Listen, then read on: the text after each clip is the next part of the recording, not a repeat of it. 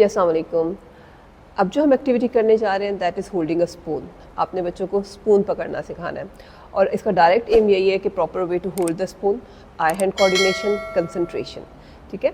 और इस एक्टिविटी में भी 2.5 ईयर्स यानी कि 2.5 साल से ऑनवर्ड आप बच्चे को 2.5 साल के बच्चे को भी एक्टिविटी करवा सकते हो, उससे ऑनवर्ड भी proper way to hold the spoon जो है वो हमने लर्न बताना है बच्चों को। अच्छा, इस एक्टिविटी का जो जैसे मैंने आपको डायरेक्ट एम बताया, डायरेक्ट एम यही है कि proper way to hold the spoon और इसके अलावा eye hand coordination, concentration. So as जैसे मैंने पहले बता दिया। हाँ, सबसे मेन चीज़ है कि इसमें जो एरिया टू इम्प्रूव है या आप इसमें आप कंट्रोल ऑफ एरर कह सकते हैं कि बच्चे को एक तो अपने स्पून पकड़ के उठाना सिखाना है और रखना सिखाना है। रखते हुए अगर कोई भी ऐसे साउंड क्रिएट मतलब हो रही है, अगर साउंड सुनाई दे रही है तो that is control of error. तो अगर बच्चा रखते हुए साउंड क्रिएट करते हैं तो आपने ये एक्टिविटी इसकी प्रैक्टिस बार बार करवानी है, क्योंकि आपने देखा होगा कि हम जब चम्मच रखते हैं तो बहुत ज़्यादा आवाज़ जो है वो आती है।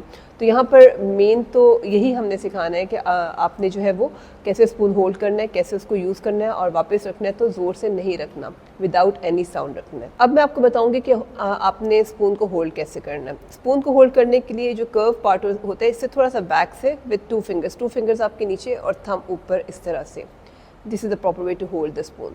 और इस एक्टिविटी के थ्रू ये है कि बच्चे की जब फाइन मोटर स्किल डेवलप होती है तो होल्डिंग अ पेंसिल भी ईजी होती है। सो आपने ये होल्ड करना सिखाना है, यूज़ करना सिखाना है और देन पुट इट बैक। जब वापस रखना है तो मेक श्योर के did you hear any sound. आपने बच्चे से ज़रूर पूछना है कि आपको कोई आवाज़ सुनाई दी है कि जब मैंने वापस स्पून रखा है तो क्या कोई आवाज़ थी, और अगर आवाज़ आती है तो you have to say sorry ज़रूर अपने बच्चों को कहना है, ठीक है। तो this is the proper way to hold the spoon. Thank you.